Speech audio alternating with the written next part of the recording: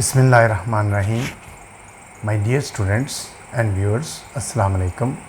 मैं हूं प्रोफेसर नसीर अहमद गाज़ी और आज मैं एक बहुत ही अहम इशू पे आपको लेक्चर डिलीवर करने लगा हूं या वीडियो लेके आया हूं। और वो टॉपिक आज का एक बर्निंग इशू है, बल्कि आप ये कह लें कि एजुकेशन सिस्टम से रिलेटेड हमेशा से ये एक बहुत बर्निंग इशू है। और वो टॉपिक है कि why students fail in exam. अब बच्चों, चूँकि ये टॉपिक जो है वो इंतहाई अहम है और एक जनरल टॉपिक है, यानी ये कोई कोर्स नहीं है आपका, but it's a very very important issue. चुनांचे मेरी रिक्वेस्ट है उन तमाम स्टूडेंट्स से जिन्होंने अभी तक चैनल को सब्सक्राइब नहीं किया कि वो इस चैनल को सब्सक्राइब करें, बेल आइकॉन को प्रेस करें और मेरी वीडियोस को अपने ग्रुप्स में अपने फ्रेंड्स के साथ शेयर करें। ख़ास तौर पे ये जो वीडियो है ये एक बहुत ही अहम टॉपिक पे मैं आज अपना लेक्चर डिलीवर करने लगा हूँ।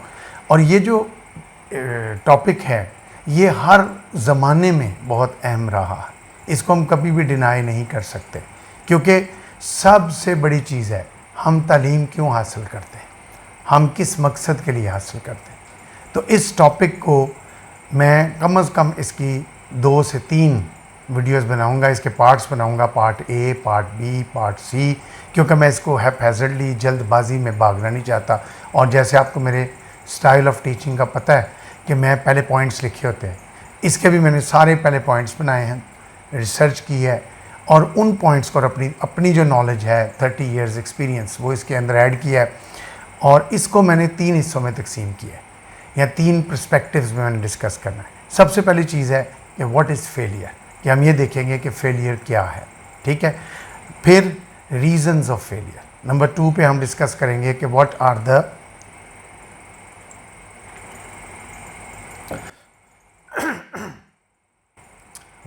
द रीजंस ऑफ फेलियर, हम वो रीजंस देखेंगे फेलियर के, ठीक है। और तीसरे नंबर पे कि रेमेडीज टू अवॉइड फेलियर, यानी फेल क्यों होते हैं स्टूडेंट्स और उसका इलाज क्या है। देखो ना, हर चीज़ का साथ साथ क्या चलेगा, इलाज चलेगा। और मैंने इससे पहले कहा, मैंने इसके पॉइंट्स बनाए हैं, मैं आपके सामने एक एक पॉइंट पढ़ूंगा और फिर उसको अपने एंगल से डिस्कस करूंगा। आपका काम है इन चीज़ों को नोट करना, गौर से सुनना। ये वो लेक्चर नहीं है जिसमें आपको पॉइंट्स बनाने की ज़रूरत है, नो, सिर्फ आपने तवज्जो से सुनना है। हर वीडियो को इसकी कम से कम 2 या 3 वीडियोज़ बनेंगी, तो तीनों वीडियोज़ को गौर से तवज्जो से जब आप सुनेंगे तो ऑटोमेटिकली आपको बहुत से रीज़न्स हैं, बेशुमार रीज़न्स हैं। और जो रीज़न मैंने फाइंड आउट किए हैं, ढूंढे हैं, रिसर्च किया है, अपनी अक्ल से सोचा है, अपना 30 इयर्स का वास्ट एक्सपीरियंस से जायज़ा लिया है, तो मैं इन रीज़न्स पे पहुंचा हूँ। लेकिन ये कोई हरफ आर नहीं है, इसके अलावा भी बेशुमार रीज़न्स हो सकते हैं, लेकिन इतने रीज़न्स आपको मिल जाएंगे कि आपको इस इशू को, एक बर्निंग इशू को समझने में बहुत मदद मिलेगी, ठीक। तो बच्चों, सबसे पहले हम देखते हैं कि सक्सेस जो है वो हमारे लिए क्यों इतनी इंपॉर्टेंट है। ना, फेलियर का ऑपोजिट क्या है, सक्सेस।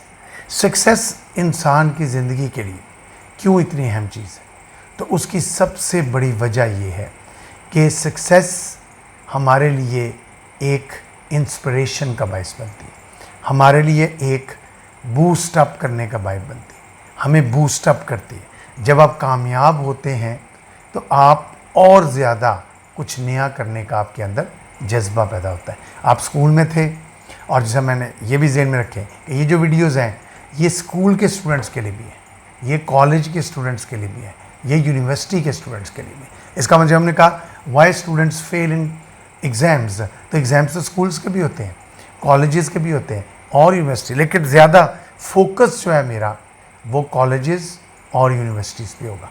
स्कूल लेवल को की साइकी को या नेचर को शायद मैं इतना अच्छा नहीं समझता कि मैं उसके ऊपर इतनी जस्टिस कर सकूं, लेकिन कॉलेज साइड, चूँकि मेरी सारी ज़िंदगी कॉलेज साइड पे गुजरी है, मैंने कॉलेज साइड को पढ़ाया, कॉलेज के बच्चों की नेचर को मैंने बहुत करीब से देखा है, उनके मसाइल को करीब से देखा है। तो ये समझ लो ये मसाइल हैं जिनको हम डिस्कस करेंगे, ठीक। तो सक्सेस जो है बच्चों, मैं कह रहा था, वो हमारे लिए एक बूस्ट अप करने का ज़रिया बनती है, हमारी इंस्पिरेशन का बायस बनती है। हम जब एक चीज़ में कामयाब होते हैं, आप 6ठी जमात में थे, कामयाब हुए, 7वीं में आए, तो 6ठी का रिज़ल्ट 7वीं में आने का सोर्स भी बना और इंस्पिरेशन भी बना। इसकी सिंपल मिसाल आप ले लें, एक छोटा सा बच्चा होता है ना, अभी किड है, चंद महीनों का, हो सकता है 1 साल का भी ना हो, अभी टेबल पकड़ के पहला कदम उठाता है घबरा घबरा के। लेकिन अगर आपने कभी बच्चे की साइकी देखी हो, कभी उस मौके पे आप वीडियो अगर पहले नहीं कभी बनाई, अब बनाएं। अगर आपका कोई छोटा बहन भाई हो या कोई आपका भांजा भतीजा हो, कोई कज़न हो, न्यूली बॉर्न हो, चंद महीना का हो, जब वो पहले दिन टेबल पे खड़ा होता है, ये किसी चीज़ से सहारा लेके खड़ा होता है और कदम उठाने लगता है, डरता है, पाँव उठाता है, पाँव उसके हिलते हैं, और लेकिन जब वो कदम रखता है तो उसके चेहरे पर एक अजीब सी खुशी आती, उसके चेहरे पे भी आती है और पेरेंट्स के चेहरे पर भी आती है। एक अजीब सी खुशी जो है उनके चेहरे पर जो है वो आती है और वो एक्साइटेड हो जाते हैं कि इसने पहला कदम उठाया। अब वो पहला कदम उस बच्चे के लिए एक सोर्स ऑफ इंस्पिरेशन बनता है। फिर वो दूसरा कदम उठाता है, फिर कभी गिर भी जाता है, अगर गिरता है फिर उठता है। कहते हैं गिरते हैं सहसवार ही मैदान जंग में। तो जो घोड़े पे सवार होगा वही मैदान जंग में गिरेगा ना। तो बेसिकली एक बच्चे का एक कदम उठाना एक सक्सेस है उसकी। इसी तरह एकेडमिक्स में, तालीमी मैदान में जब एक बच्चा कामयाब होता है तो वो उसके फ्यूचर के लिए एक सोर्स ऑफ इंस्पिरेशन बनता है, एक मोरल बूस्टिंग का बायस बनता है। ठीक, तो बच्चों ये है सक्सेस की स्टोरी, सक्सेस की इम्पोर्टेंस। सो ज़िंदगी जो है, अल्लाह ताला ने इंसान को जो पैदा किया कामयाब होने के लिए किया। अल्लाह ताला ने कहा मैंने तुम्हें अशरफुल मखलूक़ात बनाया, अपने इमेज में बनाया ताकि तुम तरक्की कर सको, तुम कामयाबी हासिल कर सको। इंसान का तरक्की करना इंसानी हक है, इंसानी फितरत में है। इंसान किसी भी मैदान में हो, तालीम का मैदान हो, बिज़नेस का मैदान हो, खेल का मैदान हो, टीचिंग का मैदान हो, इंसान तरक्की करना चाहता है और ये तरक्की ही उसके लिए सबसे अहम चीज़ है। लेकिन इसके अंदर इस अचीवमेंट को हासिल करते वक्त, इस कामयाबी की तरफ जाते वक्त, इन कदमों को उठाते वक्त इंसान कभी कभी फेलियर का सामना करता है। ठीक, अब वो फेलियर आज का हमारा टॉपिक है कि why students fail in exams, कि पढ़ाई से रिलेटेड। वैसे तो ज़िंदगी एक एग्ज़ाम है, उसके एग्ज़ाम में भी हम फेल होते हैं, लेकिन यहाँ स्पेसिफ़िकली हम बात करेंगे ज़िंदगी की भी और ख़ास तौर पर कॉलेज के एग्ज़ाम, स्कूल के एग्ज़ाम, हाई स्कूल के एग्ज़ाम, यूनिवर्सिटी के एग्ज़ाम, कि जब बच्चा पेपर देने जाता है तो फेल क्यों होता है, क्या वजह होती है, क्या रीज़न्स होते हैं। नेचुरली नालायकी तो सबसे बड़ा रीज़न है, लेकिन इसके अलावा भी कोई ना कोई रीज़न हो सकता है। हम उन तमाम रीज़न्स को वन बाय वन डिस्कस करेंगे। तो सबसे पहले, जो मैंने पहले कहा कि इसको मैंने 3 पर्सपेक्टिव में बनाया है कि सबसे पहले हम देखेंगे कि व्हाट इज़ फेलियर, फेलियर क्या है। अब फेलियर को जब हम डिस्कस करते हैं, हम सर्च करते हैं, गूगल पे सर्च करें तो आपको फेलियर की मुख्तलिफ, या जनरल लाइफ में अगर आप इमेजिन करें, एनालाइज करें कि फेलियर क्या है, पहले हमें ये पता होना चाहिए फेलियर क्या है। फिर हमें ये पता होना चाहिए, वो रीज़न्स पता होना चाहिए कि वाई स्टूडेंट्स फेल, और फिर उनका इलाज भी हमें पता होना चाहिए। अगर एक बंदा, डॉक्टर के पास आप जाते हैं, डॉक्टर आपका रीज़न देखता है कि ये बीमार क्यों हुआ और फिर उसका इलाज बताता है। इसका मतलब डॉक्टर अगर आपको सिर्फ कह दे तुम्हारे बीमारी की वजह ये है, इलाज मेरे पास नहीं है, तो नाकाम हुआ। आप डॉक्टर के पास गए किस लिए हैं, सिर्फ ये 2 चीज़ें ढूंढने के लिए। रीज़न ढूंढे, मुझे नहीं मिल रहा, इसको मिलेगा, ही स्पेशलिस्ट, और उसका मुझे इलाज बताएगा, रेमेडी बताएगा। So where there is a malady यानी problem, there is a remedy यानी इलाज। इसी तरह मेरा जो वीडियो होगा वो इसी के गिर्द फोकस करेगा कि इसकी रेमेडी, रीज़न क्या है और इसकी रेमेडी क्या है, मेलेडी क्या है और रेमेडी क्या है, प्रॉब्लम क्या है, सोल्यूशन क्या है। ठीक, तो फेलियर क्या चीज़ है, सबसे पहले हम देखते हैं। सबसे पहले इसको मैंने 2-3 डेफिनेशन मैंने ली है इसकी। पहली डेफिनेशन है, फेलियर इज़ द स्टेट और condition of not meeting a desirable और इंटेंडेड ऑब्जेक्टिव और गोल। ठीक, मैंने कहा था मैंने पॉइंट्स बनाए हुए हैं, मैं एक पॉइंट पढ़ूंगा फिर एक्सप्लेन करूंगा, फिर सुने ध्यान से। कहता है फेलियर इज़ ए स्टेट और कंडीशन, फेलियर एक स्टेट का नाम है, एक कंडीशन का नाम है, एक ऐसी स्टेट का नाम है ऑफ नॉट मीटिंग और डिज़ायरेबल और इंटेंडेड ऑब्जेक्टिव, कि जब आप अपना डिज़ायरेबल या इंटेंडेड, जो आपने इरादा किया, नीयत की, उस गोल को जब आप अचीव नहीं कर पाते, दैट इज फेलियर। इसका मतलब है कि फेलियर बेसिकली अपने टारगेट से दूर रहने का नाम। मैंने एक टारगेट सेट किया कि मैंने मैट्रिक पास करना है और मैं नहीं कर सका, फेलियर। मैंने टारगेट सेट किया कि मैंने एफएससी करनी है और किसी पेपर में फेल हो गया, केमिस्ट्री में सप्ली आ गई, फिजिक्स में आ गई, या फुल फेल हो गया, तो उसके पीछे कोई ना कोई वजह तो होगी, वो वजूहात हमारा टॉपिक, तो ये फेलियर कहलाएगा। एक बच्चा सोचता है मैं एमए करूँगा, एमए में उसकी सप्लियाँ आ जाती हैं या फेल हो जाता है, मीन्स कि उसका फेलियर हो गया। तो फेलियर क्या है कि जो ऑब्जेक्टिव, अमल का दारोमदार नीयत पर है, नीयत आपकी इंटेंशन है, नीयत आपका गोल है, आप अपने गोल तक जब नहीं पहुंच सकते तो ये फेलियर है। ठीक, उसके बाद second definition, a state of inability, very important, state of inability, जब हम इस काबिल नहीं रहते, अनएबल होते हैं, inability to perform a specific function, जब हम एक स्पेसिफिक फंक्शन परफॉर्म नहीं कर सकते, एक टास्क परफॉर्म नहीं कर सकते। पेपर में वो टास्क क्या होती है, क्वेश्चन को आंसर करना। इसका मतलब है जब हम एक आंसर का जवाब नहीं दे सकते तो ये फेलियर है।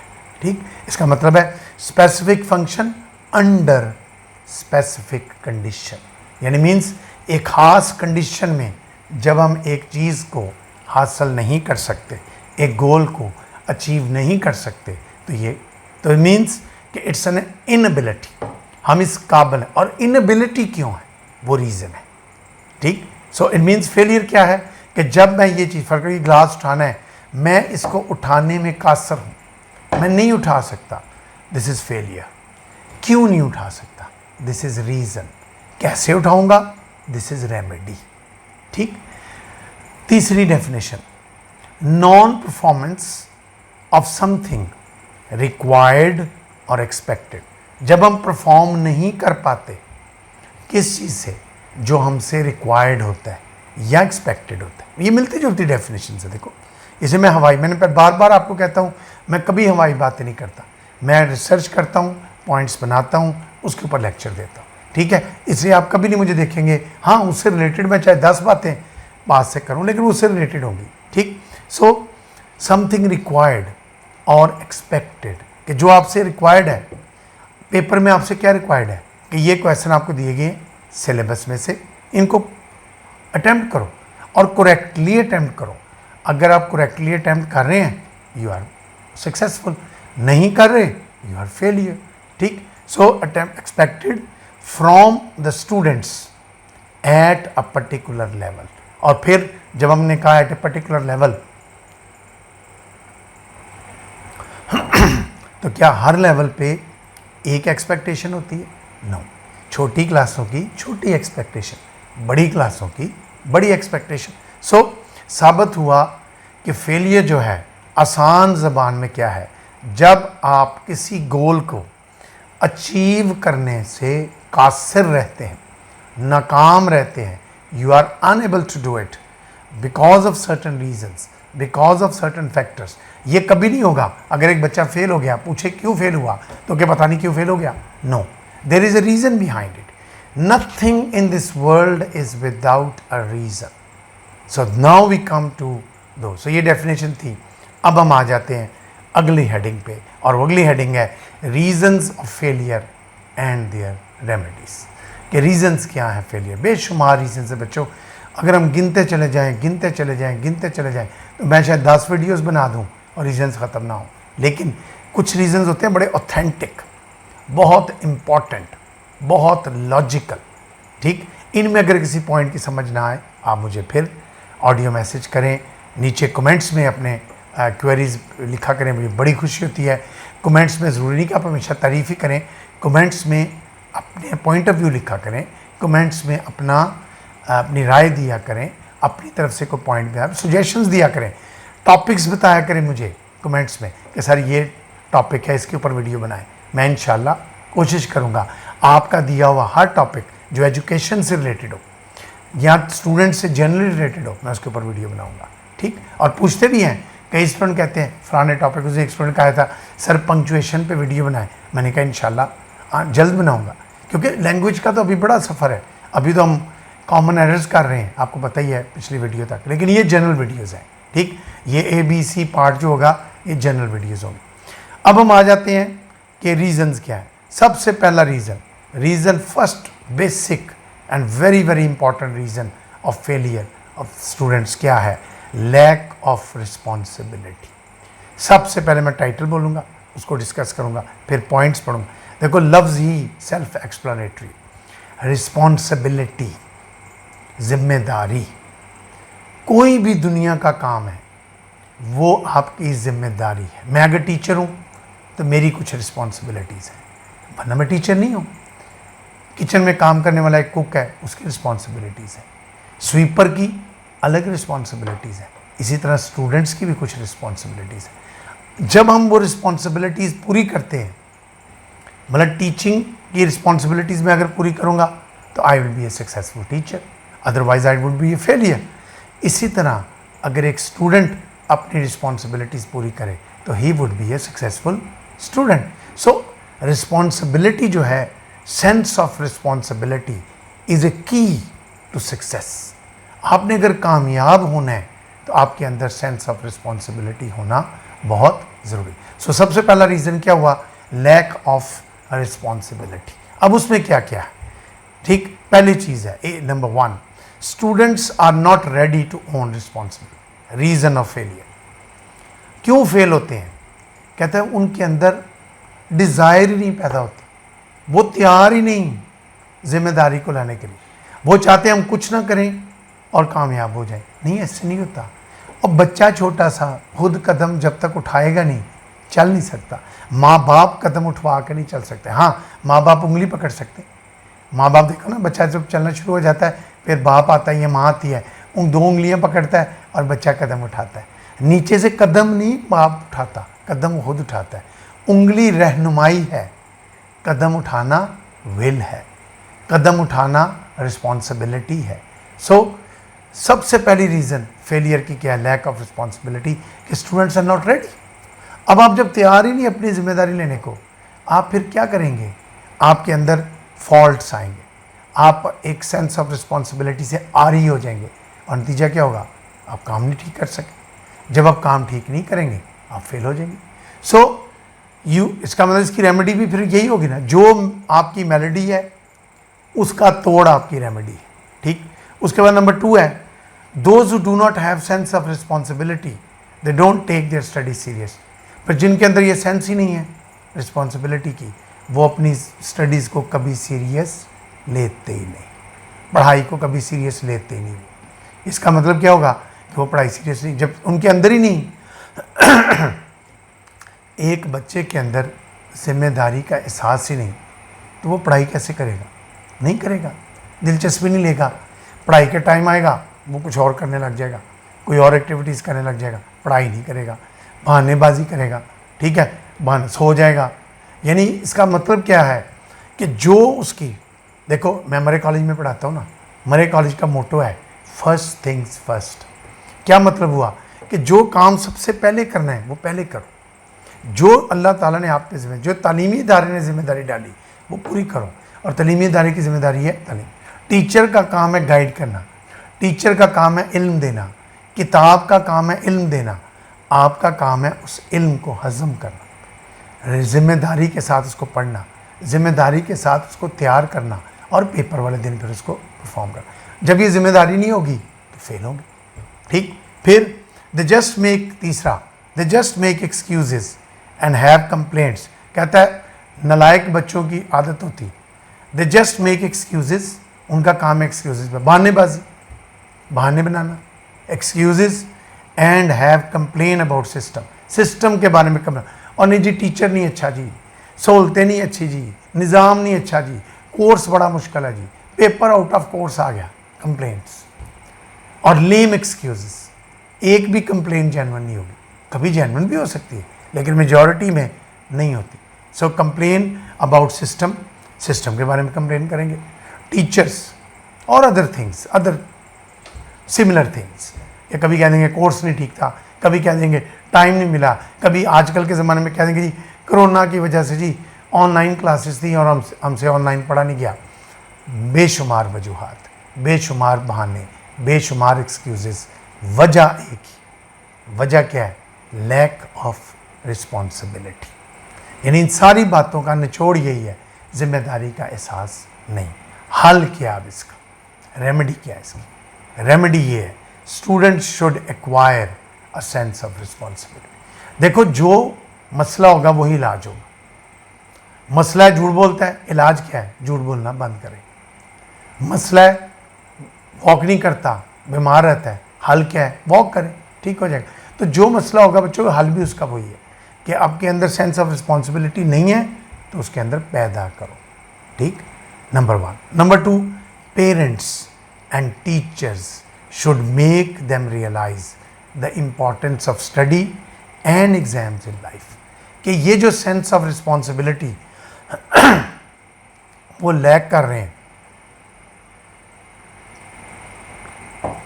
इस सेंस ऑफ रिस्पॉन्सिबिलिटी को उनके अंदर इनकलकेट किसने करना है?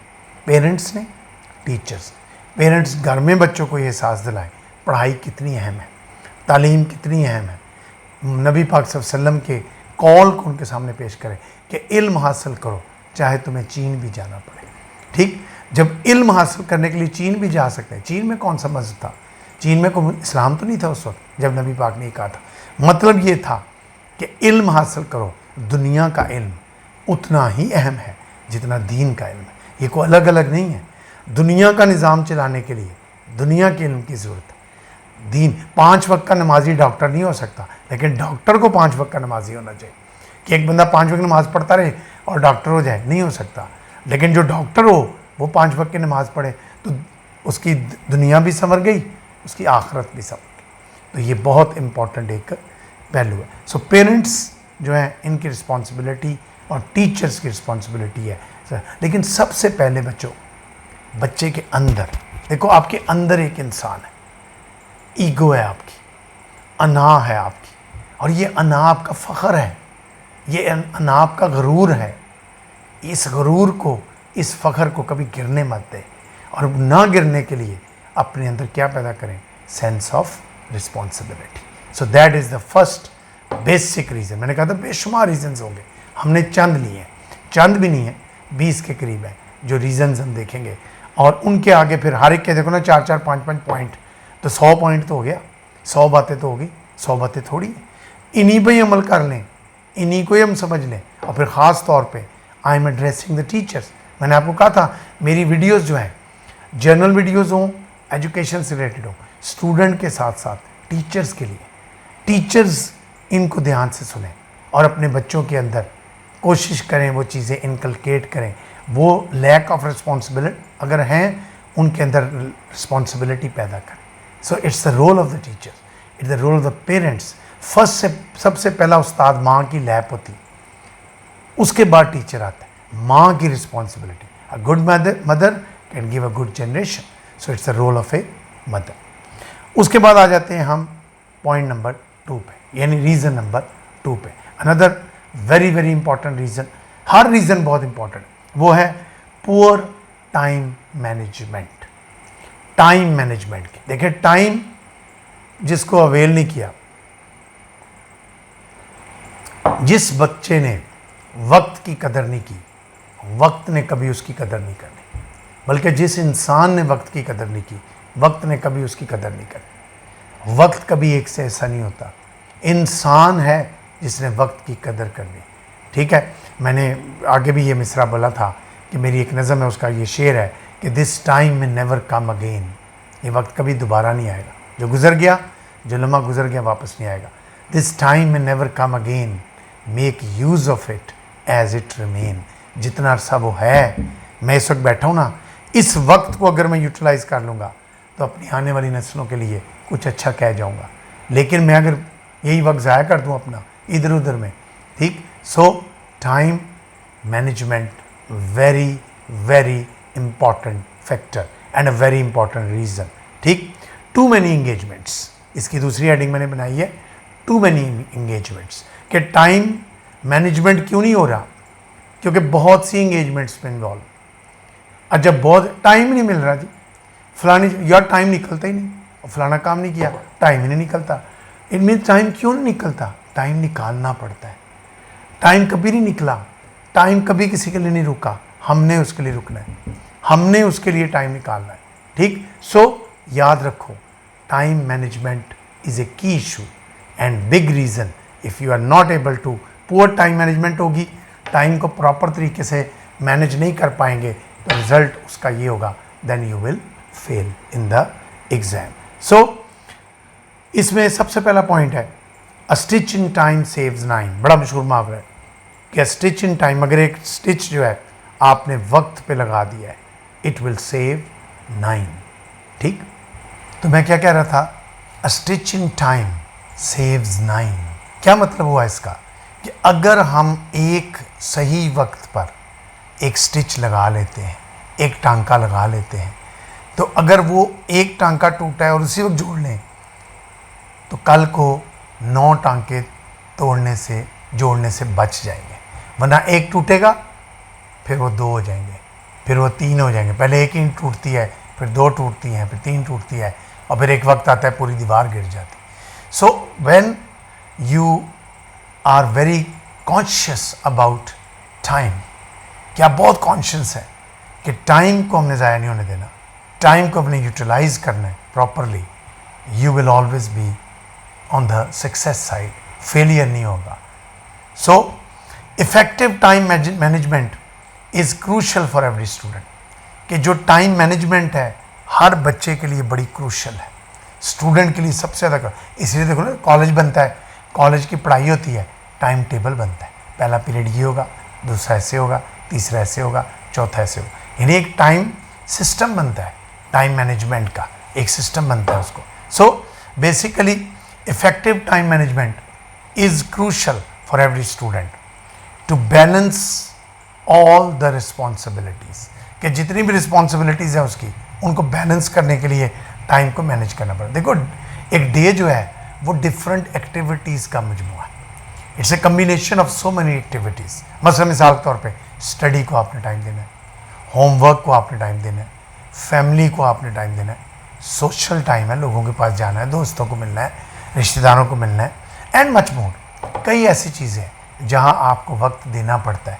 Now if you are not good in management, आप वक्त को सही तरीके से बैलेंस नहीं कर पाते, तो इसका मतलब क्या हुआ, इट मीन्स कि you will be a failure. Failure की रीज़न क्या है, poor management, you can't manage it which you have to do it, which is must for you.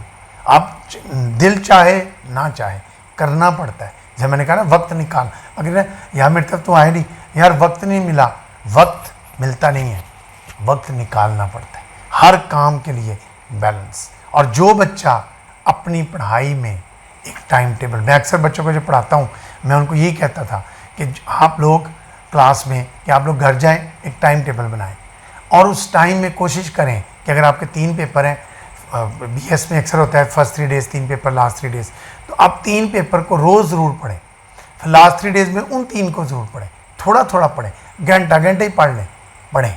So time management is a big reason. Most of the student fail to do so and waste their time in other activities. कहता है ज़्यादातर बच्चे जो हैं वो क्या करते हैं, फेल टू डू सो। ये बातें जो मैं समझा रहा हूँ, इनको ऐसे नहीं करते, और नतीजा क्या होता है, एंड अपनी अदर एक्टिविटीज़ में लगे रहते हैं। यानी जो चीज़ वक्त मांगती है कदर, देखो ना, नाश्ता सुबह करते हैं वो उसका टाइम है, दोपहर को लंच करते हैं वो उसका टाइम है, नाश्ते के टाइम लंच नहीं करते, लंच के टाइम नाश्ता नहीं करते। हाँ, कुछ लोग करते हैं जो उठते ही 12-1 बजे हैं, उनका ब्रंच हो जाता है, वो लंच भी होता है और ब्रेकफास्ट भी हो जाता है, लेकिन वो रेयर केसेस है। स्टडी एक मैनेजमेंट का नाम। बच्चा CSS कर रहा है और जब तक टाइम मैनेजमेंट ना करे, मैंने CSS की कितनी वीडियोस बनाई हैं, 4 वीडियोस, यही बात समझाई कि टाइम को प्रॉपरली मैनेज करें। So those who do not do it, they why they don't do it, reason क्या है, रीज़न ये है they are engage in other activities. उनके पास टाइम, इसे टाइम तो वही है 24 घंटे दिन के हर दुनिया के बंदे के लिए। अब उन 24 घंटे को मैं कैसे यूटिलाइज कर रहा हूँ? मैं 2 घंटे किस चीज़ को दे रहा हूँ, 4 किसको दे रहा हूँ, 6 किसको दे रहा हूँ? ये मेरा काम है। ये अल्लाह मीन ऊपर से आकर मुझे कहना है ऐसे करो, this I have to do it. See so most of the students fail to do so and waste their time in other activities. दूसरी एक्टिविटीज़ में अपना वक्त जो है वो ज़ाया कर देते हैं या दूसरी एंगेजमेंट्स में मुब्तला हो जाते हैं, which become the cause of failure.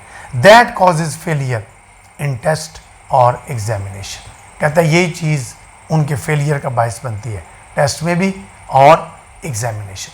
सो याद रखो, every student who is not going to manage the time specially for his studies, he is definitely going to fail. इलाज क्या है इसका, रेमेडी क्या है इसकी? फर्स्ट रेमेडी है learn the time management skill. ये भी एक स्किल है, आर्ट है। हर बच्चा टाइम मैनेजमेंट सीख नहीं सकता, हर बच्चा टाइम को प्रॉपरली मैनेज नहीं कर सकता। Even if he wants to, करना भी चाहे ना, नहीं होगा उससे टाइम मैनेज। ये एक आर्ट है। ये आर्ट कब आती है? जब पहले वाला रीज़न की एबिलिटी आ जाए, वो है रिस्पॉन्सिबिलिटी। जिस बच्चे में ये सब को रिलेटेड है, ये जितने मसाइल हैं बच्चों को रिलेटेड है। एक चीज़ आपको आएगी तो ऑटोमेटिकली दूसरी चीज़ भी आपको आ जाएगी। अगर आप एक चीज़ पे सही अबूर हासिल करेंगे तो दूसरी पे ऑटोमेटिकली अबूर हासिल हो जाएगा। ठीक, so preparation, learn the time management skill. फिर दूसरा है प्लान योर एक्टिविटीज़। दूसरा रेमेडी क्या है? Plan your activities in an order of preference and importance. Very very important. फिर सुनने ध्यान से, plan your activities in an order of preference, यानी अपनी एक्टिविटीज़ को इस तरह प्लान करें, डेली एक्टिविटीज़ को, कि सबसे पहले कौन सा काम है, preference, first things first, important things first and importance. कहता है देखें कि नेचुरली जो चीज़ की प्रेफरेंस किस चीज़ की होगी, जो चीज़ जितनी अहम होगी उतनी। पढ़ाई में भी मैं अक्सर स्टूडेंट्स को कहता था, जब मैं स्टूडेंट था एमए में 5 पेपर होते थे, मैं रोज़ 5 पेपर पढ़ता था, चाहे 1-1 घंटा पढ़ो, लेकिन उसमें भी प्रेफरेंस होती थी एक। अगर मुझे सबसे मुश्किल पेपर जो है पहले काम पढ़ता था, सबसे आसान सबसे एंड पे, क्योंकि वो तो मुझे ऑलरेडी आता है, गो थ्रू भी हो जाएगा। जब सबसे पहले पढ़ूंगा फ्रेश होगा, तो सबसे मुश्किल काम सबसे फ्रेश पे करें। पढ़ाई में भी ऐसे ही। फिज़िक्स मुश्किल लगती है एफएससी वाले को, फिज़िक्स को पहले पढ़े, केमिस्ट्री को बाद में पढ़ ले, मैथ को उसके बाद पढ़ ले, या बायो है तो बायो को उसके बाद पढ़ ले। अगर बायो मुश्किल लगती है पहले बायो पढ़े। सो ये मैनेजमेंट जो है that depends on the importance of the subject, importance of the topic and the preference that you are going to give to it. और आप इसका और कोई इलाज नहीं आपके पास। तीसरा इलाज, reduce your, very important, reduce your involvement in useless activities. Preferences बनाए ना, लिस्ट बनाए एक, मैं ये 10 काम है जो मैं रोज़ करता हूँ। पहला काम वेरी इंपॉर्टेंट, टिक कर दो। दूसरा काम ये अवॉइड हो सकता है, क्रॉस कर दो। तीसरा बहुत इंपॉर्टेंट है, टिक करो। चौथा ये भी इंपॉर्टेंट है, टिक करो। हो सकता है 10 में से 2 या 3 काम ऐसे हों जो इतने इंपॉर्टेंट ना हो, उनको क्या कर दो, रिड्यूस कर दो, माइनस कर दो, कम कर दो। रिड्यूस करने का मतलब ख़त्म करना नहीं, कम कर दो। अगर एक काम इतना इंपॉर्टेंट नहीं है और उसको आप घंटा देते हो, आधा घंटा दे दो, 15 मिनट दे दो, जो इंपॉर्टेंट है उसको ज़्यादा टाइम दो। Involvement in useless activities and engage in studies. So देखो, जब आप अपने वक्त को प्रॉपर तरीके से बैलेंस नहीं करेंगे, मैनेज नहीं करेंगे, स्टडीज़ के लिए प्रॉपर टाइम नहीं देंगे, तो नतीजा क्या होगा, आप पेपर में फेल होंगे। क्योंकि तैयारी नहीं जब होगी, कोर्स बढ़ता जाएगा। इसीलिए देखो ना, कहा जाता है रोज़ का काम रोज़ करो, ताकि पूरा हफ्ता पढ़ो, संडे वाले दिन रिवाइज करो। Sunday should be A revision day. पूरा हफ्ता जो 6 दिन पढ़े ना, 7वें दिन बैठ के वैसे गो थ्रू करो। लेकिन अगर आप फर्ज करो एक हफ्ते का पूरा काम रिवाइज ही नहीं करते, अगले हफ्ते का डबल हो जाएगा। उसके अगले हफ्ते का ट्रिपल हो जाएगा, उसके अगले हफ्ते का 4 गुना हो जाएगा। ठीक, सो काम बढ़ता जाएगा। बेहतर क्या है, stitch in time saves nine, उसको टाइम को मैनेज करो। So very very important reason, remedies भी आपको बता दें। अब हम आ जाते हैं रीज़न नंबर 3। थर्ड रीज़न है, ये 20 के करीब रीज़न है, तकरीबन 20 नहीं होंगे, 17-18 होंगे, लेकिन बहुत रीज़न्स हैं। आपके लिए इतने हैं कि आपको क्लियर पता चल जाएगा कि क्यों स्टूडेंट्स फेल होते हैं। थर्ड है लैक ऑफ प्रेपरेशन, तैयारी की कमी। देखो ना, preparation, study needs preparation, exam needs preparation, test, class test needs preparation, nothing can be done without preparation. खिलाड़ी मैदान में जाके खेलता है, पहले प्रिपेयर करता है। प्रेपरेशन क्या है आपकी, प्रैक्टिस। तो रीज़न क्या निकला, क्यों फेल होते हैं, लैक ऑफ प्रेपरेशन, प्रेपरेशन की कमी होती है, नहीं प्रिपेयर करते, उतना टाइम नहीं देते, सब कोरिलेटेड। जितनी प्रेपरेशन की ज़रूरत है उतनी प्रेपरेशन नहीं करते। एक चीज़ है वो मुश्किल है, उसको ज़्यादा पढ़ने की ज़रूरत है, उसको ऐसे गो थ्रू कर दिया, नतीजा क्या होगा, लैक ऑफ प्रिपरेशन, फेल हो जाएगा बच्चा।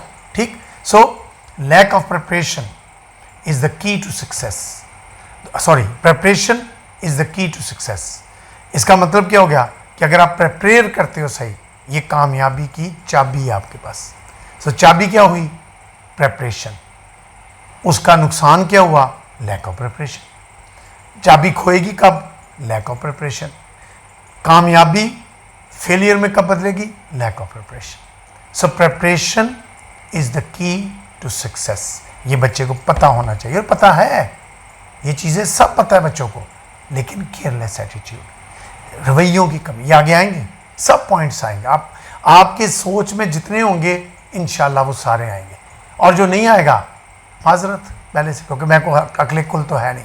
ठीक, students often don't know what they need to prepare themselves beforehand. Students को ये नहीं पता होता कौन सी चीज़, बिफोर हैंड का मतलब क्या हुआ, एग्ज़ाम से पहले कौन सी चीज़ प्रिपेयर करना इंतहाई ज़रूरी है, कितनी ज़रूरी है, कितनी प्रिपेयर करनी चाहिए, बिफोर द एग्ज़ाम नहीं पता होता। रीज़न बन जाता है फेलियर का। मुझे आपको ये ना पता हो कि इसके कितने चैप्टर्स मैंने लाजमी तैयार करने, बुक में 10 चैप्टर हैं, चलो चॉइस भी आती है, आपको ये पता है कि 7 ज़रूर तैयार करने, चलो 3 चैप्टर्स के बगैर काम चल जाएगा, 7 मैंने ज़रूर तैयार करने। अगर आप वो 7 भी नहीं तैयार करेंगे तो नतीजा क्या होगा, आप नाकाम हो जाएंगे। इसका मतलब क्या है, पेपर में आप 5 चैप्टर तैयार करके चले जाएँ, अब 5 चैप्टर में से हो सकता है टोटल सवाल आने थे 5, ठीक है, 10-10 नंबर के, फ़र्ज़ करो आपने सवाल ही उनमें से आए हैं, आपको जो आते हैं वो 3 आते हैं, तो आपने तो अटैम्प्ट ही 3 किए हैं। अब 3 में से अगर एक गलत हो गया है तो फेल हो गए। तो इसका मतलब क्या हो गया कि रीजंस ऑफ फेलियर की वजह है लैक ऑफ प्रिपरेशन। और लैक ऑफ प्रिपरेशन की वजह क्या है कि स्टूडेंट्स को ये नहीं पता what to prepare and how much to prepare, what not to prepare. There are many things जिनको आप स्किप कर सकते हैं, शॉर्टकट्स होती है, ये छोड़ दो, ये मत छोड़ना, this is very important. They don't know the art of preparing right thing at the right time. फिर ये नहीं पता कि ये पेपर है, कल पेपर है, इस वक्त ये लास्ट मोमेंट पे, ये भी एक आर्ट है ना, प्रेपरेशन एक आर्ट है, स्किल है। ये नहीं पता कौन सी चीज़ें हैं जो लास्ट मोमेंट पे तैयार करनी होती। अच्छा स्टूडेंट हमेशा क्या करेगा, पूरा कोर्स पढ़ेगा, पूरा एक टॉपिक पढ़ेगा, उसके साइनॉप्सिस बनाएगा, ठीक है। अब लास्ट मोमेंट पे पूरा टॉपिक नहीं पढ़ा जा सकता, क्या पढ़ेगा, साइनॉप्सिस पढ़ेगा। लेकिन कौन पढ़ेगा, जो समझदार होगा, जिसने सही वक्त को यूटिलाइज़ किया।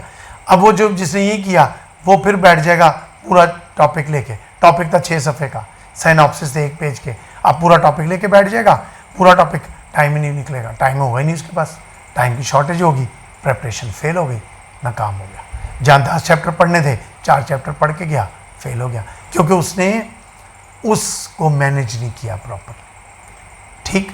और क्यों मैनेज नहीं किया, फिर उसके अंदर लैक ऑफ रिस्पॉन्स। सारे रिलेटेड हो गए ना पॉइंट्स, हर पॉइंट आप देखिएगा, जितने पॉइंट्स मैं बोलता जाऊंगा पिछले पॉइंट्स उसमें ऐड होते जाएंगे, हर पॉइंट आपस में को रिलेटेड होगा, थोड़ा थोड़ा फर्क होगा उनमें, ठीक। So they rely more on teachers, तीसरी बात क्या आई कि they rely more on teachers and parents instead of planning their own method of preparation.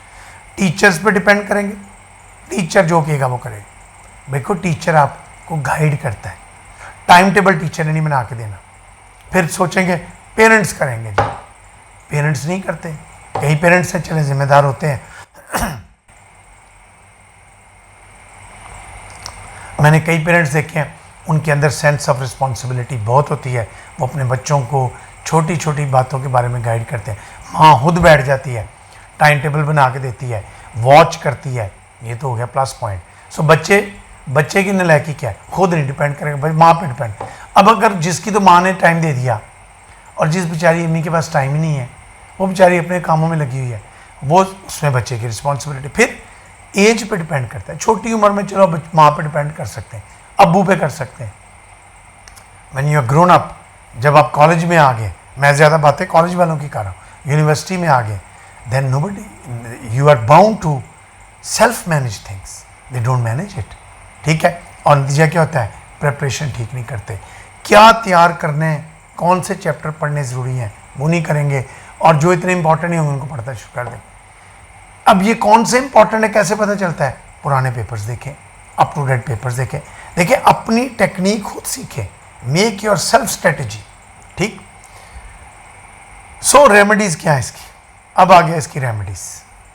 सबसे पहली रेमेडी है, student should learn the art of preparing properly for the exam, कि students ने लर्न करनी। इसमें टीचर गाइड कर सकते हैं, पेरेंट्स गाइड कर सकते हैं, elder brothers and sisters guide कर सकते हैं, but basically it is students who have to do it. आपने खुद करना है। उस जिस शख्स अपने आप को सेल्फ डिपेंडेंट नहीं होगा, दूसरों पे इंसार हमेशा करेगा, दूसरों पे कंधों पे सवार होगा, कभी कामयाब नहीं होगा, कभी मंजिल तक नहीं पहुंच सकता। तो सबसे इंपॉर्टेंट चीज़ है कि अगर आपने उस फेलियर से बचना है तो फिर क्या करो, प्रिपेयर करो, प्रिपरेशन की आर्ट को सीखो कि मैंने क्या पहले प्रिपेयर करना है, क्या बाद में करना है, कौन सा ज़्यादा करना है। एक फर्ज करें पेपर में, सब एमए में 5 पेपर होते हैं, कोई पेपर ऐसा होता है 2 घंटे पढ़ें काम चलेगा, कोई में 1 घंटे काम चल जाएगा। अब ये किसने सीखना है, बच्चे ने, ठीक है। टीचर गाइड कर सकता है, पेरेंट, लेकिन it varies from person to person. एक बच्चा उसको पोइट्री समझ आती है, ड्रामे की समझ नहीं इतनी आती, पोइट्री का पेपर अच्छा लगता है, प्रोज का अच्छा नहीं लगता। अब उस बच्चे को, या एक बच्चा उसको फिजिक्स बड़ी अच्छी लगती है, केमिस्ट्री मुश्किल लगती है, बायो उससे ज़्यादा मुश्किल लगती है, किसको ज़्यादा टाइम दे, बायो को। वो क्या करेगा, अगर उसको लैक होगी ये प्रॉब्लम, तो वो क्या करेगा, वो जो पेपर उसको अच्छा आता है उसी को ज़्यादा टाइम देगा। गलत, उसको सबसे कम टाइम दो, क्योंकि ये तो तुम्हें ऑलरेडी आता है। जो तुम्हें नहीं आता उसको टाइम दो, उस पर टाइम जो है वो ज़्यादा लगाओ, ठीक। So preparation should be considered to be the most important factor. दूसरी बात क्या है कि प्रेपरेशन शुड बी, ये इलाज है इसका, कि कंसिडर द मोस्ट इंपॉर्टेंट, यानी उसको पता होना चाहिए। कोई भी चीज़, यार कहीं कॉलेज जा रहे हैं पहले तैयार होते हैं, प्रेपरेशन, फील्ड में जा रहे हैं खेलने के लिए, प्रेपरेशन, शादी पे जा रहे हैं, प्रेपरेशन, घर में तैयार होना है, कौन से कपड़े पहनने हैं, कौन सा सूट पहनना है, कौन सा जूता पहनना है, कौन सी घड़ी पहननी, प्रेपरेशन। सो प्रेपरेशन की सेंस का तो पता हो, ये भी एक सेंस ऑफ रिस्पॉन्सिबिलिटी है। So preparation should be considered to be the most important factor to pass the exam, exam को पास करने के लिए, ठीक। तो आज मैंने सिर्फ बच्चों, आज का लेक्चर यहाँ ख़त्म हो गया। आज मैंने सिर्फ आपके सामने 3 फैक्टर्स जो हैं, रीजंस डिस्कस किए हैं और उनकी रेमेडीज़ बताई, ठीक है। इसी तरह इन लेक्चर्स को ध्यान से सुनते रहें। ये समझें, ये पार्ट ए आ गया, अगली वीडियो मेरी होगी पार्ट बी, वो मैं चौथे रीज़न से शुरू करूँगा, फिर जहाँ तक वो चलेगी। मैंने कोई फिक्स रूल तो नहीं बनाया होता कि मैंने आज 3 रूल बनाने, हो सकता है किसी दिन मैं 3 रीज़न बता रहा हूँ, किसी दिन मैं 5 बता दूँ। टोटल जिस दिन मुकम्मल होंगे, 3 लेक्चर्स में हों, 4 में हों, 5 में हों, इरिस्पेक्टिव, आपका रोल ये है, एक एक पॉइंट को तवज्जो के साथ सुने और इन वीडियोस को अपने दोस्तों के साथ अपने एजुकेशनल ग्रुप्स में ज़्यादा से ज़्यादा शेयर करें। जिन बच्चों में कोई कमियां हैं, अपनी कमियां इन बातों से दूर करें। मुझे उम्मीद है आपको ये वीडियो पसंद आई होगी। अल्लाह ताला आपको हामी नासिर हो। इंशाअल्लाह अगली वीडियो को लेके मैं नेक्स्ट वीक हाज़िर हूँगा। खुदा हाफिज़।